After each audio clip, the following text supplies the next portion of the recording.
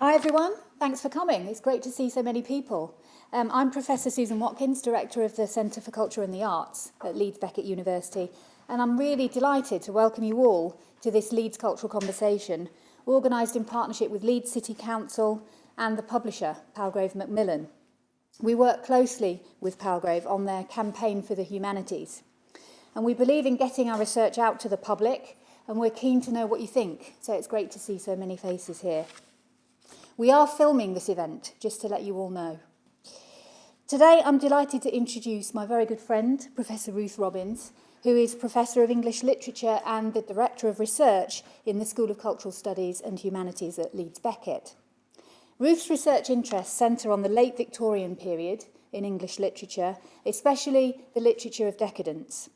Her book, Pater to Forster, deals with literature written in the late 19th and early 20th century period. More recently, her book on Oscar Wilde revisits those interests in the fin de siècle period. She's also the author of Literary Feminisms and Subjectivity, two books which cover her interests in feminism and women's writing and autobiographical writing, respectively. She's also published an anthology of 19th century texts on women and the medical profession called Medical Advice for Women, 1830 to 1914, and she's co-author of a book on the British short story. Her next large project will be a cultural study of the figure of the dancer in the art, literature and actuality of the late 19th and early 20th centuries. So today, to mark LGBT History Month, she'll be speaking to us on the subject Devilish and Debonair, the Wildean dandy and the long life of a gay stereotype. So let's welcome you. Thank you.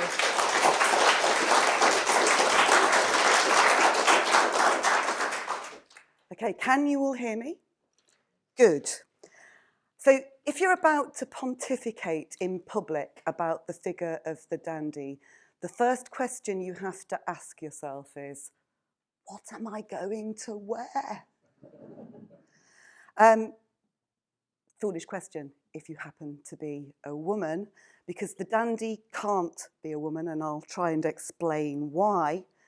Women, of course, are naturally supposed to be terribly interested in their appearance, very, very kind of concerned with fashion and what they wear. So if I am interested in my clothing, I'm just doing what women do, and that's not dandyish at all. Whereas a man who has an overwhelming interest in his appearance, well, we have to name and perhaps shame him. So Thomas Carlyle reminds me of this fact. He says, you can't be a dandy, you're a girl. A dandy is a clothes-wearing man. The capitals are so important here, by the way. You get a real sense of Presbyterian irritation, don't you? A man whose trade, office and existence consists in the wearing of clothes. So the dandy is not me. Nonetheless, if I'm going to talk about Oscar Wilde, I think I owe him some homage, and I've taken up one point of suggestiveness today, which I will explain shortly.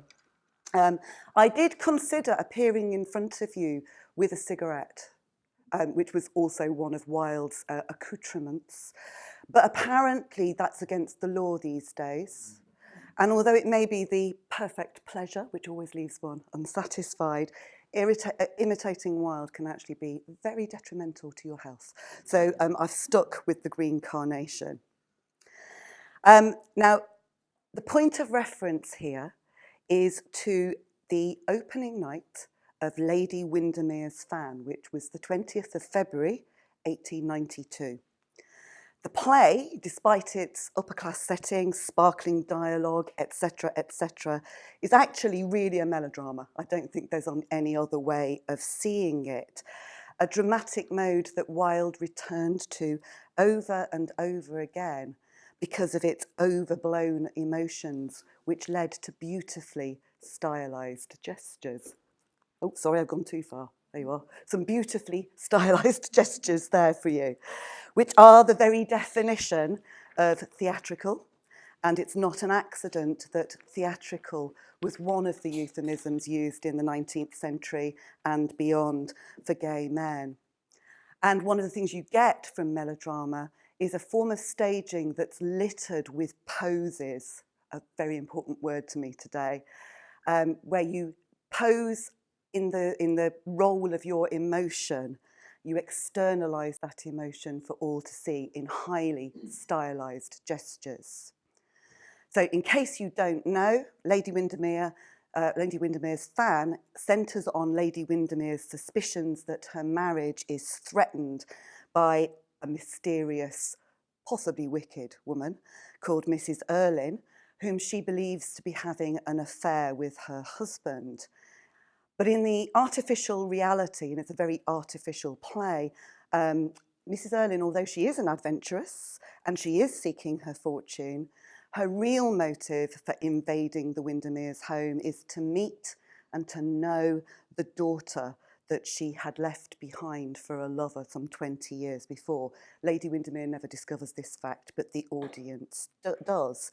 So in the end of the play, Mrs. Erlynne turns out to be a self-sacrificing mother. And that's a trope from melodrama. Women are always sacrificing themselves in melodramas. So you've got a genre that everybody at the 1892 would have recognised. They'd have known what to expect from a melodrama.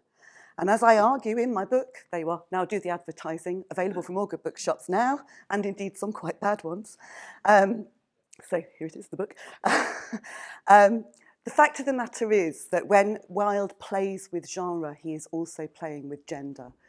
Gender and genre are related terms. That's an etymological fact. Genre and is the same word in French for gender, so it's quite an important etymological fact. But it's also more than that. We know from habits of reading, for instance, that girls' books and boys' books really do exist, that gender and genre have a real life existence. Okay.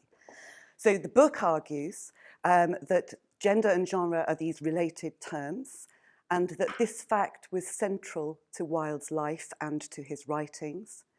And in a play like Lady Windermere's Fan, you have a melodramatic plot which is played out in an aristocratic milieu. Melodrama is a low cultural form. High society drama is a high cultural form.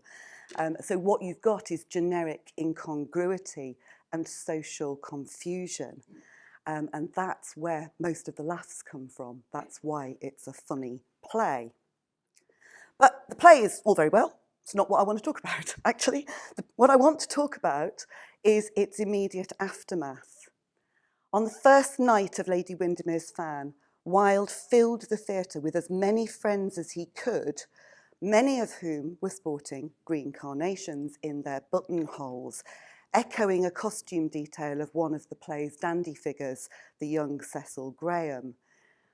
"I want a good many men to wear them," he said to Graham Robertson. "People will stare at the green carnation and they will wonder. Then they will look round the house and see every here and there, more and more little specks of mystic green. This must be some secret symbol," they will say. "What on earth can it mean?" And so Graham asked him, "What does it mean then, Oscar?" And Wilde replied, "Nothing whatever. That's just what nobody will guess." So when the curtain fell and the author was hailed onto the stage to enjoy the adulation of the crowd, he shocked the audience by his appearance and demeanour. The main cause of the shock, by the way, was that he was smoking a cigarette as he addressed them and congratulated them on their performance as an audience for his brilliant play. "Ladies and gentlemen, I have enjoyed this evening immensely. The actors have given a charming rendition of a delightful play, and your appreciation has been most intelligent. I congratulate you on the great success of your performance, which persuades me that you think almost as highly of the play as I do myself." It's very, very Wildean. The speech, though, did cause a bit of a frisson. People regarded it as ill-mannered and a bit scandalous in 1892, though it wasn't seen as the mark of a kind of camp or arch or homosexual pose. What Wilde should have done was graciously accept the audience's praise and thank the actor and the director for their efforts. What he actually did was to choose to assert his pride. And if the speech was meant as a joke, which I really do think it was, and he was probably nervous as well, it wasn't taken as a joke by many of those who reported it. In addition to the affront to good manners of the speech's content, the affected way in which he spoke, you've got those italics there where there's the particular words, mostly adverbs, are being emphasised. That was also understood as a calculated insult to his audience. But by far the most serious element of the shock of his appearance that evening was the cigarette, then a relatively new consumer item and definitely not licensed for public consumption in front of the ladies. You can smoke, but not in front of the ladies, that's the point. The Green Carnation, which he had hoped would provoke a flurry of curiosity, was scarcely remarked upon at all. This is Ada Levinson. She was one of the few people who noticed it. She was a friend of Wilde's, and she stayed a friend even after all of his later troubles. But she's being interviewed many, many years after the event, and she says, he was dressed with elaborate dandyism and a sort of florid sobriety, lots of nice, wonderful, contradictory oxymorons there. His coat had a black velvet collar. He held white gloves in his small pointed hands. On one finger, he wore a large scarab. A green carnation, echo in colour of the ring, echoed savagely in his buttonhole. The costume, which on another man might have appeared perilously like fancy dress, seemed perfectly to suit him. But the Green Carnation actually provoked very little comment elsewhere, beyond the minor aside. She's just saying that he's wearing it. She doesn't say anything about it. She doesn't speculate about what it might have meant, reading it purely as an aesthetic detail, something that tones in nicely. It's good accessorising, make everything match. Though I think these days people don't like matchy-matchy too much, so just to be aware of that. Okay. Wilde's demeanour that evening was widely reported in the press and was almost immediately satirised in a cartoon in Punch by Bernard Partridge, where Wilde is shown leaning nonchalantly against a pillar from which we must assume the bust of Shakespeare has just been toppled. He's lying lopsidedly at the bottom there. He is smoking his cigarette with the words puff, puff, puff in clouds of glory above him. A reference to the idea of puffery, the idea that you would big up your own achievements, I suppose, rather than any other reference. Lady Windermeres Fan dangles from his left hand. The cast are shown as his puppets.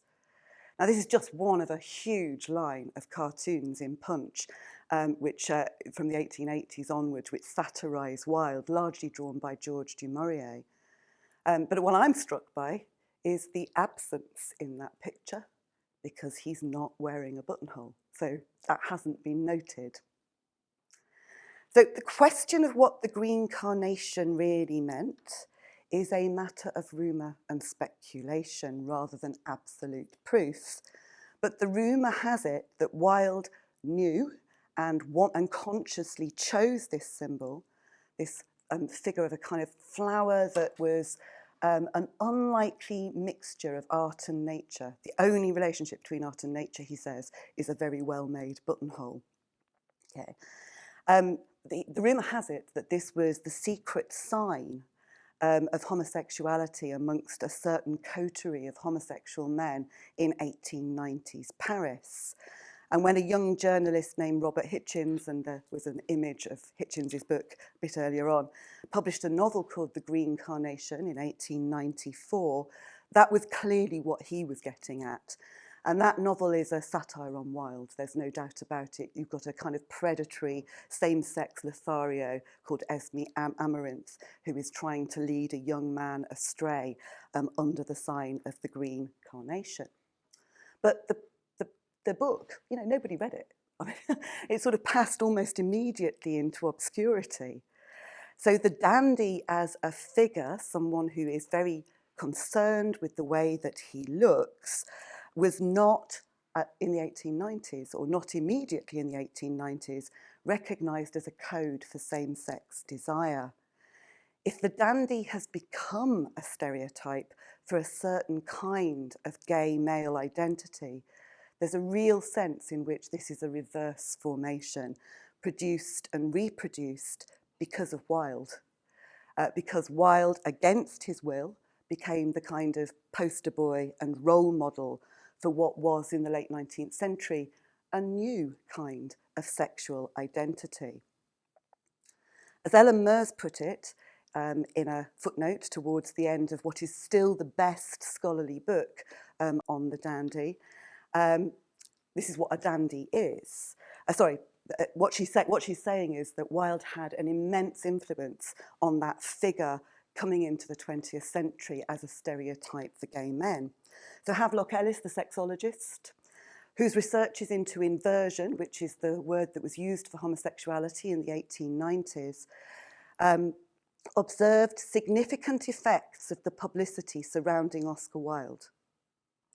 Greater self-awareness for the individual homosexual, greater solidarity and courage for the homosexual community. Speculation follows, she writes, how much of the mannerisms of today's covert homosexual, this is written in 1960, so quite a long time ago, including his dandyism, can be traced back to the fin de siècle, and how much of that can be credited to Wilde's legend. Now, she leaves that as a question. She doesn't answer it. But other more recent writers, notably Alan Sinfield and Joseph Bristow, have suggested that Wilde really is the origin of that stereotype. And they're both writing in the light of, and also to a certain degree, kind of critiquing the observation made by the philosopher and sort of historian Michel Foucault in The History of Sexuality. And he argues that in the 1890s, or thereabouts, it's the end of the 19th century, the homosexual became a personage, a past, a case history, a childhood, and in addition to being a type of life, a life form and a morphology with an indiscrete anatomy and possibly a mysterious physiology. The sodomite had been a temporary aberration. You just do it on occasion, if you like. The homosexual was now a species. And although I think you've got to take that with a certain amount of a pinch of salt, there is a truth to it as well for gay men in the early years of the 20th century. So the point that's being made, I guess, here is that Wilde's trials and the publicity that surrounded them, no matter how euphemistically they were reported in the press, and they were extremely euphemistically reported in the press, what that publicity did was to give the invert a public persona, and that persona was the Wildean dandy. Okay. As Sinfield puts it, Wilde's principal male characters do look and sound like the mid-20th century stereotype of the queer man. They are effete, camp, leisured, or aspiring to be leisured, aesthetic, amoral, witty, insouciant, charming, spiteful, dandified. This isn't, however, because these were already queer stereotypes in the 1890s when they were first produced. As Bristow puts it, so familiar is this stereotype that it's easy to forget that the connection between effeminate behaviour and same-sex desire was firmly established in the public imagination only after Wilde was sent to Reading Jail. So the figure who appeared on the stage at the end of that opening night of Lady Windermeres Fan was not yet the homosexual, which is not to say, however, that his performances there and elsewhere didn't make people a bit anxious. There was disquiet about what it might all mean. A performance and the reality that it's meant to mimic, after all, might get very mixed up.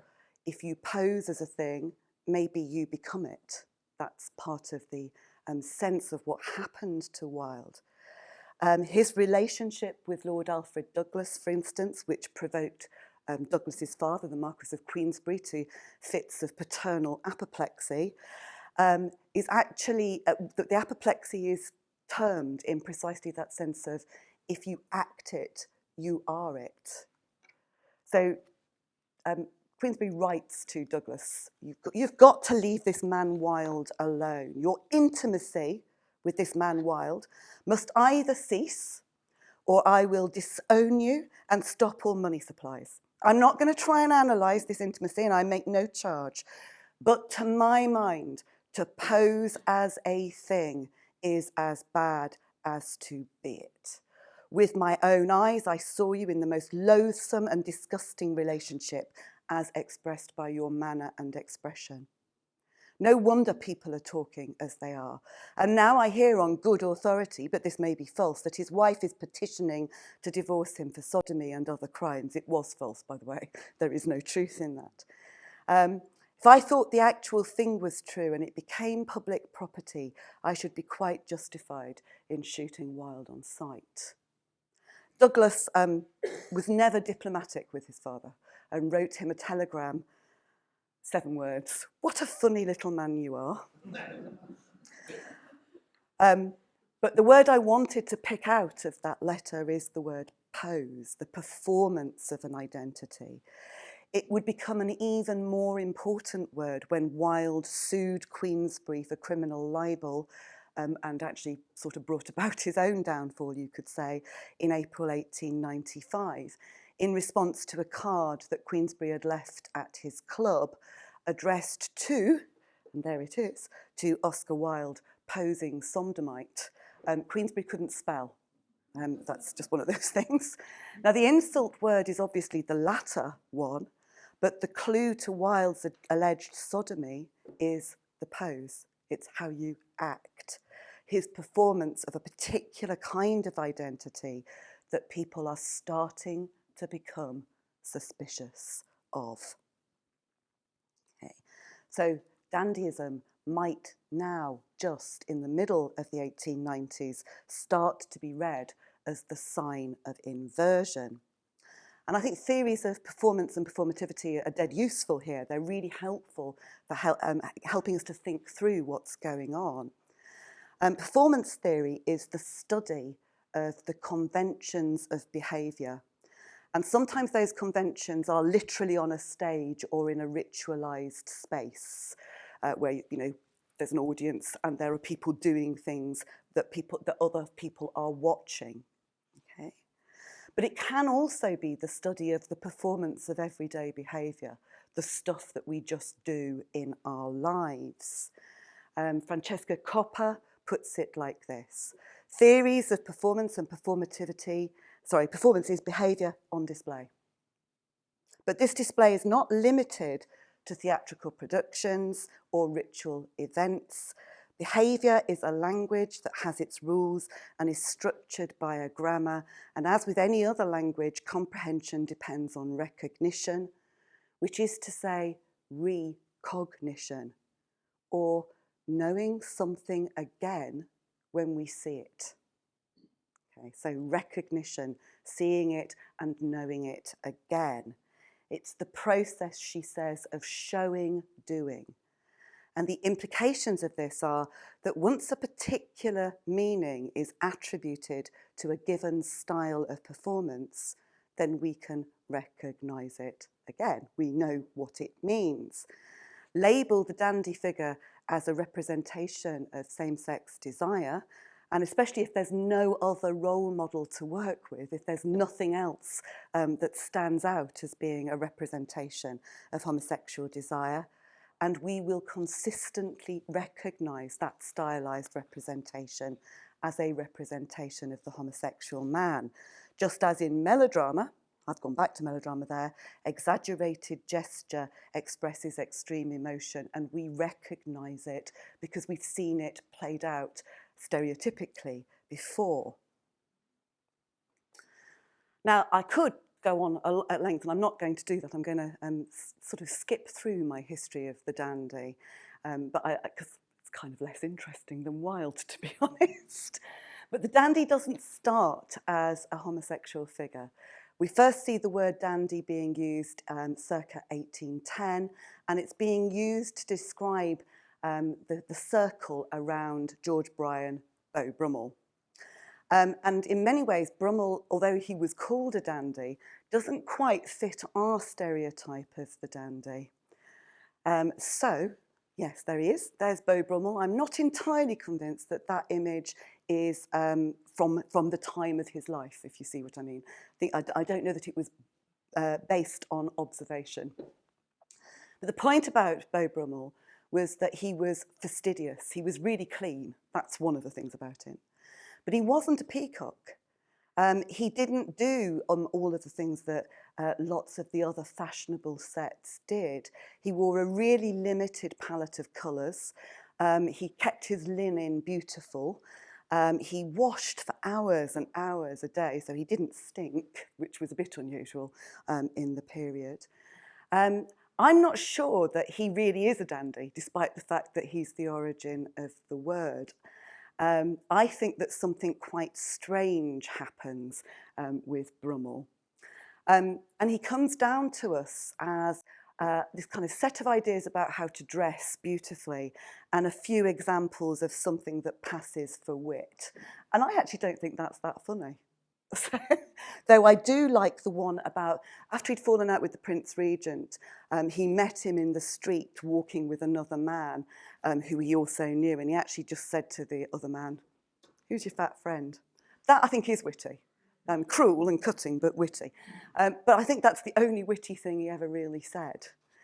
What happens with the Brummell legend is it goes to France. Brummell literally went to France. He ran out of money and he had to escape his creditors.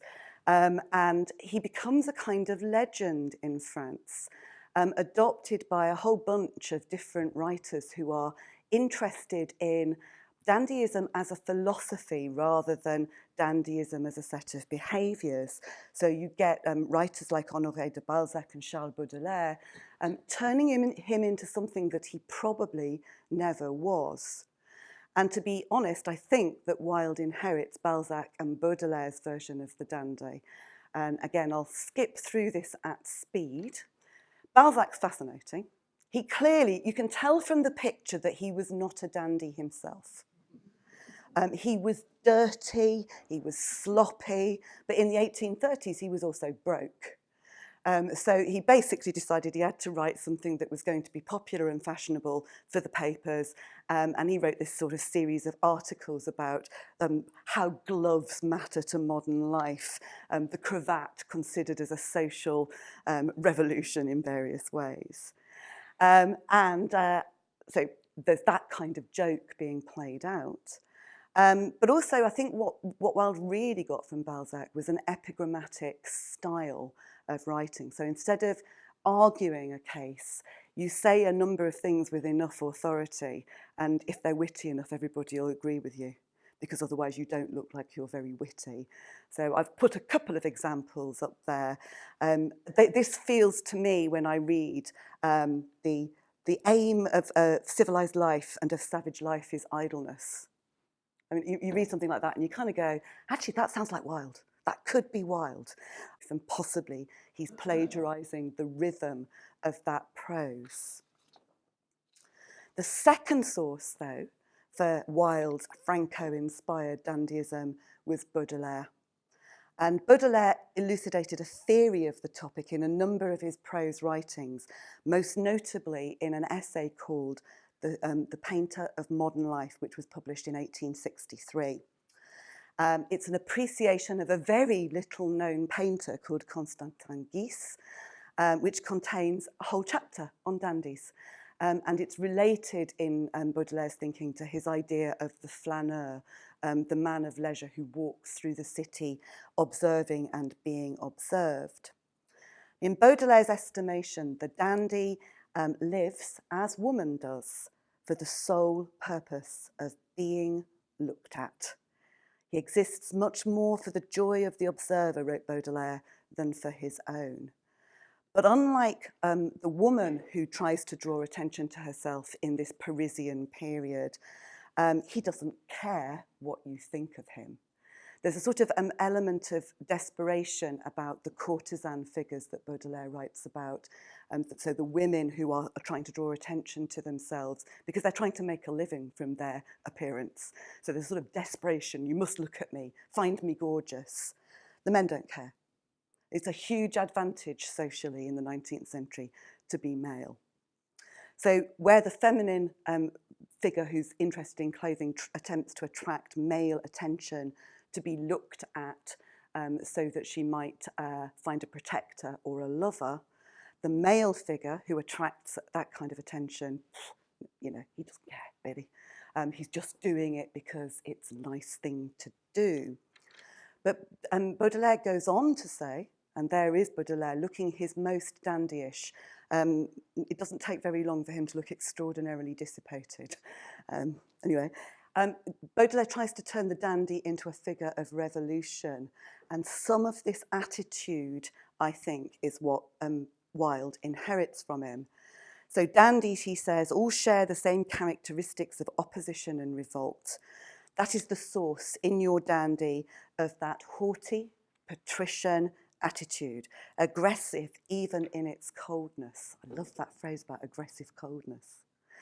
Dandyism appears especially in those periods of transition when democracy has not yet become all-powerful and when aristocracy is only partially weakened and discredited. Dandyism is the last flicker of heroism in decadent ages. The specific beauty of the dandy consists in that cold exterior resulting from the unshakable determination to remain unmoved. One is reminded of a latent fire whose existence is merely suspected, but which could burst forth in all its brightness.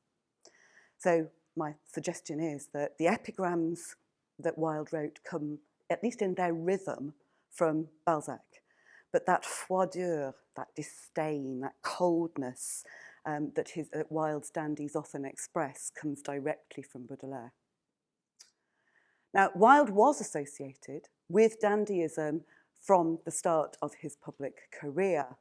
Most famously, the costumes he wore, and they really were costumes, for his American tour to publicise the Gilbert and Sullivan operetta Patience, or Bunthorne's Bride. So he goes to America in 1882, effectively on an advertising tour to get Richard Doyley Cart's operetta understood by, well, Americans who don't know what beauty is. Sort of a satire on Americans as well, I think.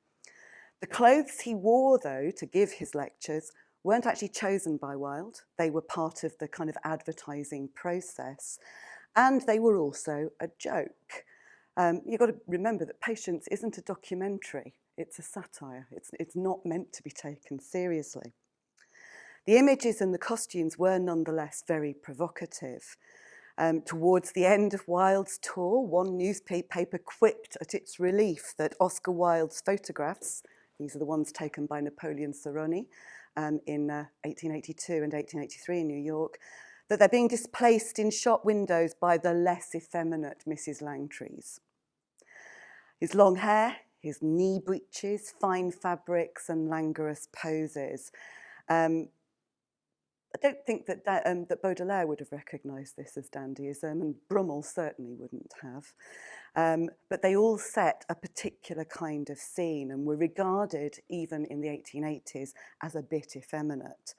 They were a sustained assault on the period's conventions of appropriate masculine attire. But they weren't Wilde's choice. They were a costume. He was performing a role for a particular purpose. Apart from the images that circulate of him, that American tour is also important because it's also the place where his first stage dandy gets to tread the boards. Prince Paul, in the very little red, justifiably very little red, I have to be honest here, play Vera or the Nihilists, which had been completed in 1880, intended for Ellen Terry to play. She didn't want it, and I'm not surprised. finally gets onto the stage in New York in 1883. And it's another melodrama, another one of those plays full of stylized dramas, stylized gestures, in which a young woman again sacrifices her own life for the greater good. And it's not actually that good a play, I have to be honest. But the best thing in it is this figure called Prince Paul. So it gets onto the stage in 1883. Main part is played by Marie Prescott. She was quite nice looking. She spent $10,000 on the costumes for this play, and it was taken off after a week. So Wilde is there being comforted for the failure of his play in a New York cartoon of this period. And the reviews basically say, this is melodrama and it's a bit trashy. The only good thing in this play is the dandy, who is called Prince Paul. And he's very funny, he's very witty, and he's extremely nonchalant. But as all of Wilde's dandies are, as a prototype for a gay identity, he looks to me like quite an odd choice. Like all of the rest of Wilde's dandies, Prince Paul is a womanizer, not necessarily a gay man. So in one exchange, he teases a fellow courtier about the fact that he's cuckolded him. Ah, Marquis, I trust Madame the Marquise as well. You ought to know better than I do, Prince Paul. You see more of her. Bowing. Perhaps I see more in her. Your wife is really a very charming woman, so full of esprit and so satirical too. She talks continually of you when we are together. That is really good bitchy. That is so good. Okay. So no bourgeois morality for this prince. Adultery is an aristocratic pastime on a par with court intrigue. It's just what you do.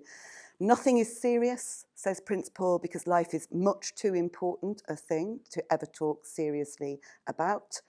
His quips and his bon mots, and there are loads of them, many of which are then repeated in later plays. Experience, the name men give to their mistakes. I never make any, says Prince Paul. In a good democracy, every man should be an aristocrat. I quite like that one. Heaven is a despotism. I shall be very at home there. They're perfectly phrased performances of indifference to all moral concerns. But Prince Paul isn't a gay man. He's a rake, he's a womanizer, and his languor is not necessarily to be perceived as effeminate. So in 1882, 3, 4, the dandy has not yet become gay. The later dandies, Lord Henry Wotton in Dorian Gray, Lord Darlington in Lady Windermeres Fan, Lord Illingworth in A Woman of No Importance, Lord Goring in An Ideal Husband, they're all heterosexual predators. They all go after women.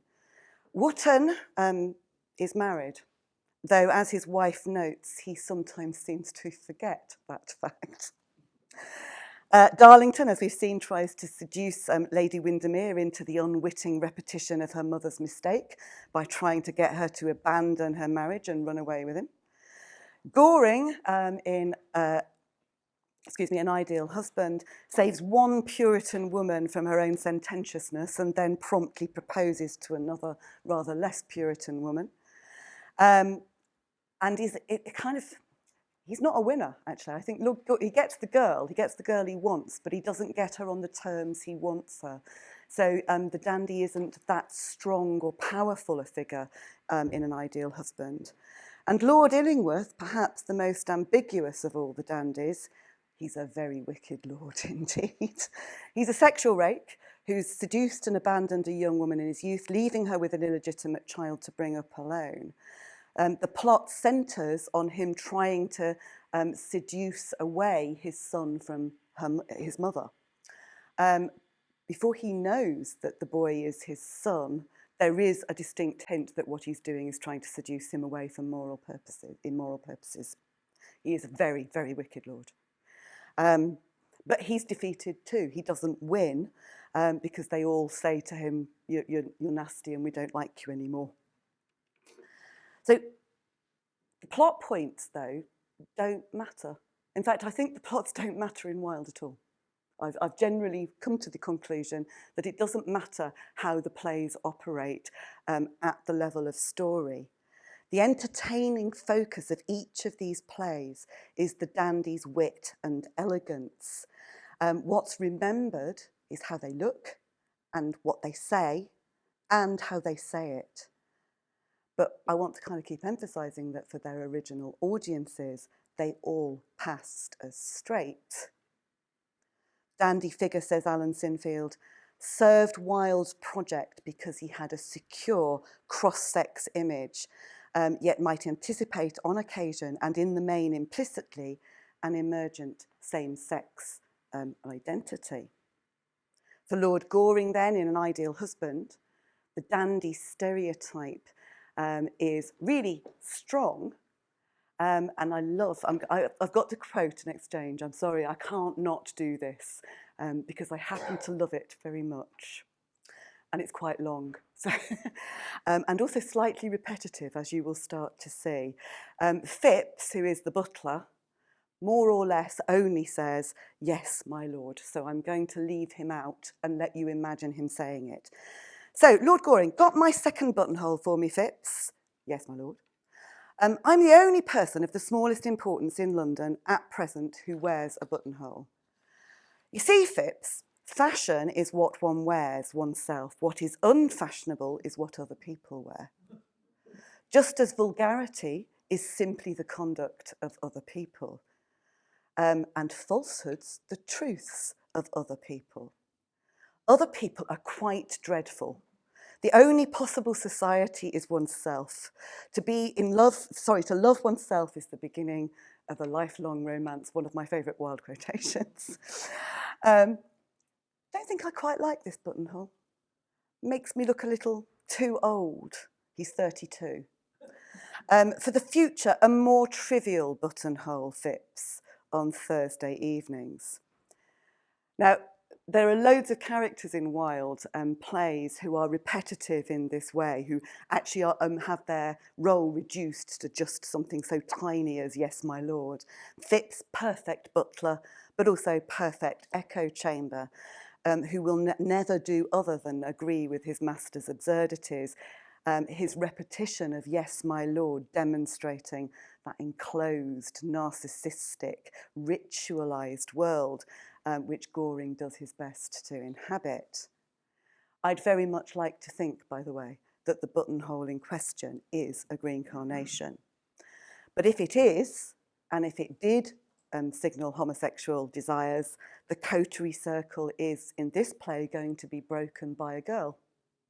There will be a heterosexual marriage beyond the end of this play. Mabel Chiltern will break that kind of ritualised existence. So the point that I want to make, really, is that the dandy became a homosexual stereotype because of what happened to Wilde.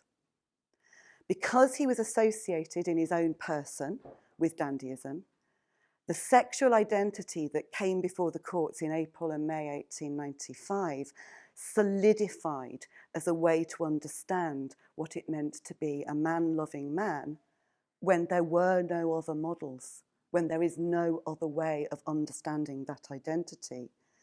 Wilde was a really self-conscious performer of his identity, and he knew right from the start of his career that audiences were inclined to read his characters as substitutes for himself, that there was always this mixing up of text and author, as he says in a really famous letter about the picture of Dorian Gray. "Basil Hallward is what I think I am," the artist.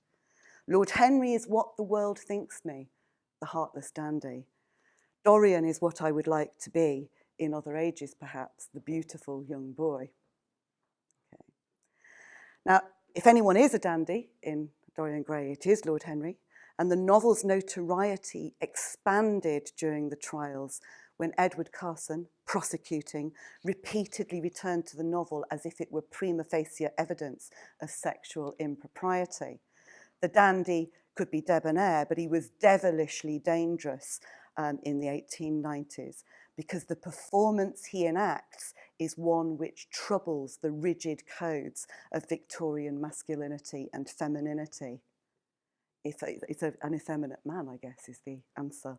And what kind of creature is that? And it makes that androgyny, if that's the right word, sexual anarchy, Elaine Showalter calls it, it makes it attractive. Because there's nothing more attractive than a man who can make you laugh. That's why all the adverts say good sense of humour. Yeah. So, this is Francesca Kapur again saying that the performance of effeminacy was a threat to imperial British masculinity. Both Wilde and his most Wildean characters are at pains to underline their aversion to work, or indeed physical activity of any kind, particularly the proper, manly pursuits of the late Victorian gentleman. These languid souls do not seem to demonstrate the spirit that forged an empire. And while the version of masculinity that Wilde represented was dangerous to its performer, as Wilde went to jail after all, and it destroyed him, it also strangely had the effect of doing something that had not been done before. It made same-sex desire really visible. And it was a visibility around which some men chose to rally. Why wouldn't they if there is no other example? In an example of what Michel Foucault calls a reverse discourse, where you use the disapproval of others against them. Okay. So Wilde's image provided a kind of role model for a figure who was only just coming into being as a sexual entity. The model was often understood very negatively, really early on. This is a sex manual from 1905, which captions images of Wilde as something very distasteful. So note the femininity in all the features. Note the femininity of the pose, that effeminate dandy figure is something that you can attack as degenerate and unpleasant.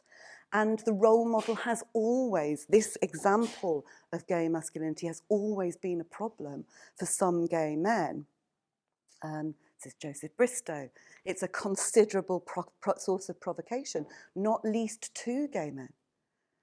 Signs of effeminate behaviour frequently conform so assuredly to negative queer stereotypes that countless men-loving men do their utmost to disavow it. But if it's the only example you can see, yes, it can be a dangerous trap. It can lead to the kind of self-loathing, martyr complex that you find in a novel like E.M. Forster's Maurice, for instance, where one of the characters says, "Oh yes, I am an unspeakable of the Oscar Wilde type." And of course, it's also a misogynistic image. It mocks femininity. It may speak of homophobia in some ways, but it also says women are lesser. This is Alan Sinfield, there he is, Alan Sinfield, saying, you know, a man falling away from purposeful reasonableness that is supposed to constitute manliness into the laxity and weakness conventionally attributed to women. It's a way of stigmatizing deviation from proper manly and womanly stereotypes. The effeminate male is wrong and inferior because female. Female is always inferior in that kind of thinking. Masculine woman, conversely, is wrong and impertinent. How dare you try to do something manly? The function of effeminacy as an insult, used as a term of insult, is to police sexual categories, keeping them pure. But the point I'm really kind of getting to is that that stereotype mattered, and it continued, possibly continues to matter. Noel Coward, Larry Grayson, Tom Allen, contemporary, very, very dandified and very camp homosexual, really good gay comedian, well worth going and seeing, but he is utterly filthy. So if you haven't got any other model to live by, then what can you do? If your sexuality is rendered illicit and persecuted, if they won't let you be who you want to be, then perhaps all you can do is code yourself. After Wilde, the dandy was a symbol of what Jonathan Dollimore calls sexual dissidence. He is an open secret that permitted a certain kind of limited self-expression rather than the absolute repression of the man-loving man. There was a point to the sign of the Green Carnation, and although I hope the reasons for it have long since passed away, I've still got a sort of certain fondness for that code. Thank you.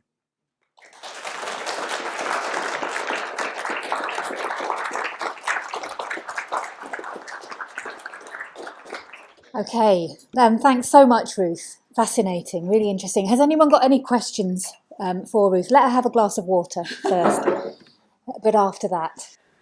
Do you think there's a separation between dandyism and, say, homosexuality? Oh yes, I really do. It's a performance. Dandyism is a performance.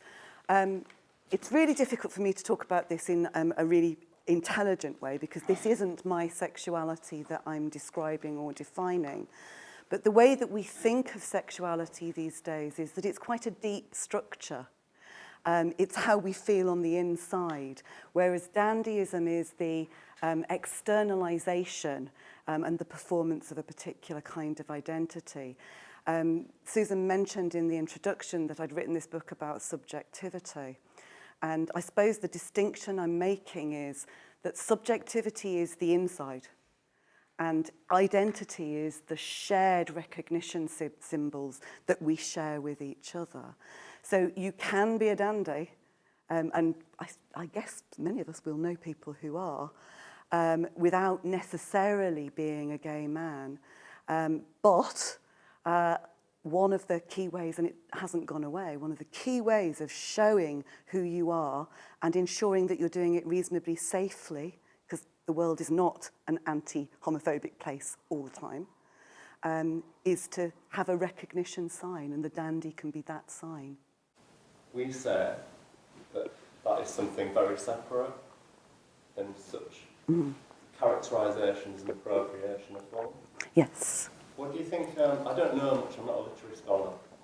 I mean, although I have been given a quote, which is of Oscar Wilde, which is, when he says in, I think it's Dorian Gray, when he goes and the teeth were like white seeds in a scarlet shell, and he was talking about temptation. What do you think? Do you think Oscar Wilde ever addressed such aspects in terms of temptation in form of teachings of Christ? Yes. And the ills and afflictions in terms of a form of sexuality? Yes. I don't know. He does, and in a remarkable set of places, not all of which you might expect. He wrote a really interesting essay called The Soul of Man Under Socialism. Well worth a read, because on the whole you don't tend to think of souls and socialism going together somehow. But he says that in an unequal world where nobody can express themselves, we can't live up to the ideals of Christ. So that kind of material and spiritual well-being go together. You've got to have both of those things.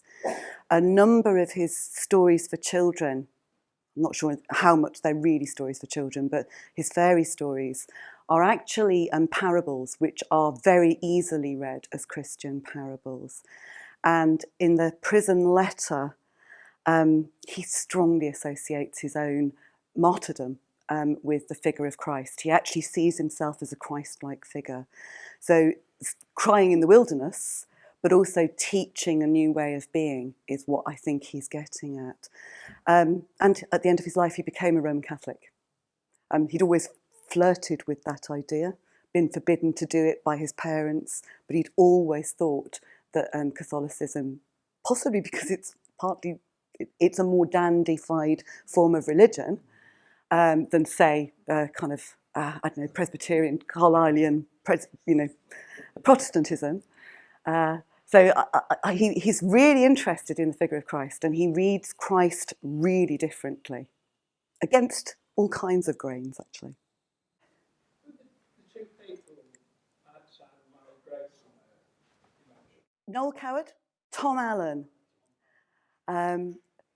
You might see him occasionally on sort of panel shows, and he's one of, I really admire Tom Allen. I find him immensely funny. He's very, very rude. So, you know, if you've got a delicate sensibility, probably don't go and see him. But one of the things that he represents is a kind of mainstreaming. Larry Grayson, I've got a certain fondness for Larry Grayson as well. I was brought up partly in Coventry, and he was from Nuneaton, and I once saw him in a supermarket. So I've always had a kind of real fondness for Larry Grayson. But he was a very closeted man, and his story doesn't come out, literally doesn't come out. Okay, the signs are there for everybody to read, but it doesn't become a very public kind of knowledge until really very near the end of his life.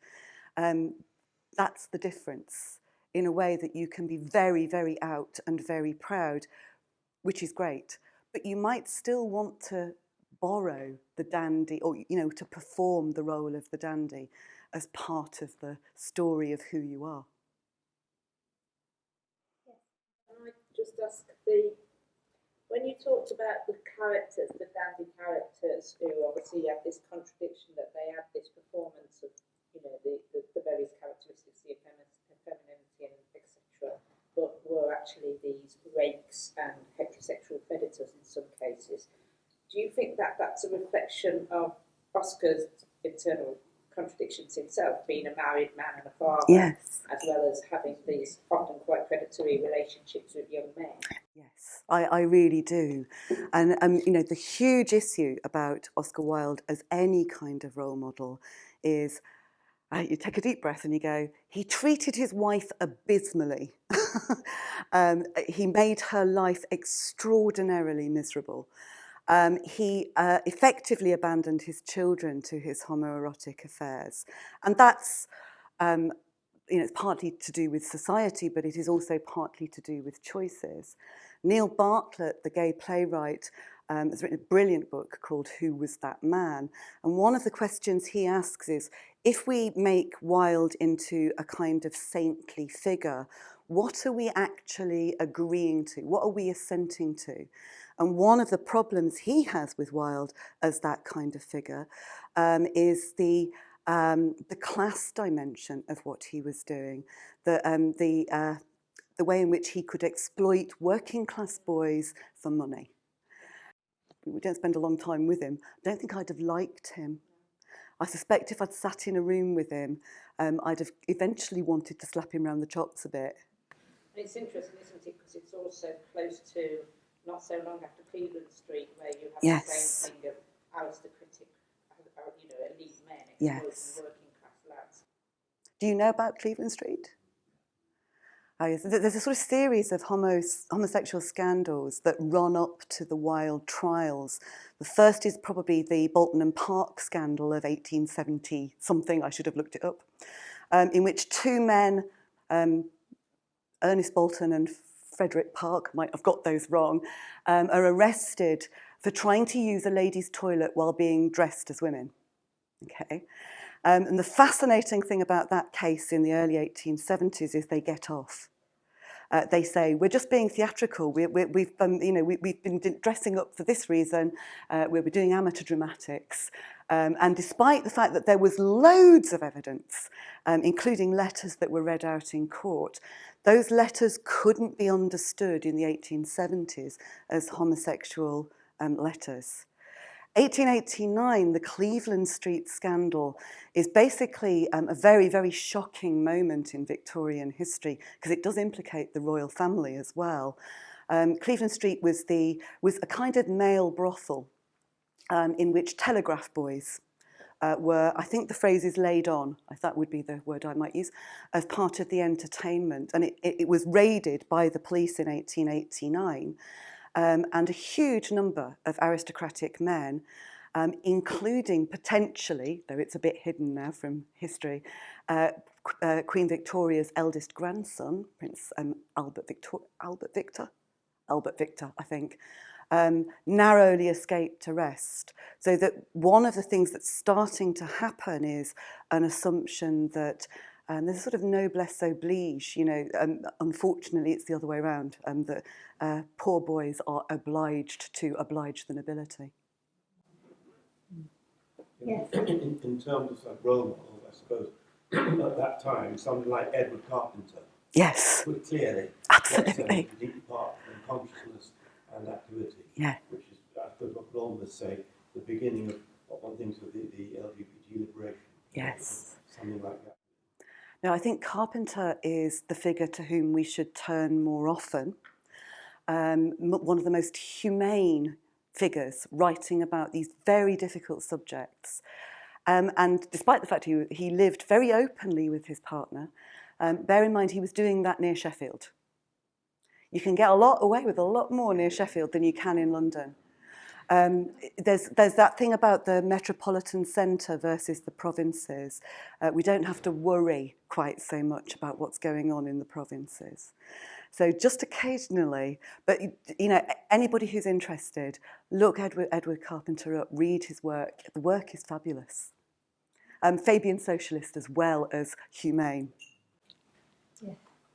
Talking about the dandies and the camp people, they're acceptable by straight people, but if you get somebody like Rock Hudson, when he came out with AIDS, that shocks them because he doesn't look like a gay man or act like a gay man. Yes, absolutely. I mean, there's no kind of real way of saying this nicely, actually. A lot of gay men have been required by their lives to pass for straight. It's how you make a career. It's in the entertainment business, it was terrible in Hollywood in the 40s and 50s and 60s. The equivalent is the Premier League footballer now. Where are the openly gay footballers? Bearing in mind that football is very much about the admiration of male bodies in action. That's exactly the point, isn't it? But it's that macho world. So you're right, it's very, very difficult. They kind of have to play the hard man straight role. I think there's one couple is really shocking because you don't think of them as either gay or even like that, which was Laurence Olivier and Danny Kaye, which went on for years and years, and actually it lasted until, you know, Olivier started marrying Joan Fleur. That'll be enough, yes.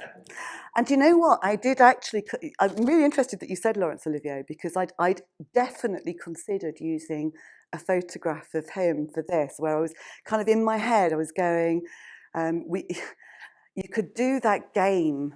This is an appalling thing to say, actually, so please forgive me. But, you know, spot the gay man. Because actually a lot of the kind of costumery that attaches to the stars of stage and screen in the 20s, 30s, 40s, 50s is the costumery of both straight male stars and gay men. And Laurence Olivier was one of the people I was thinking of, but it was too crude. I couldn't possibly do that. It's a terribly crude way of thinking about it. Okay. Well, I'm sure Ruth will hang around if anyone else would like to have a quick chat about her talk. Thanks so much for coming, everyone. Yeah. And please look out for the next talk in March for International Women's Day, which is about the problems of dieting. So have a look out for that. Okay.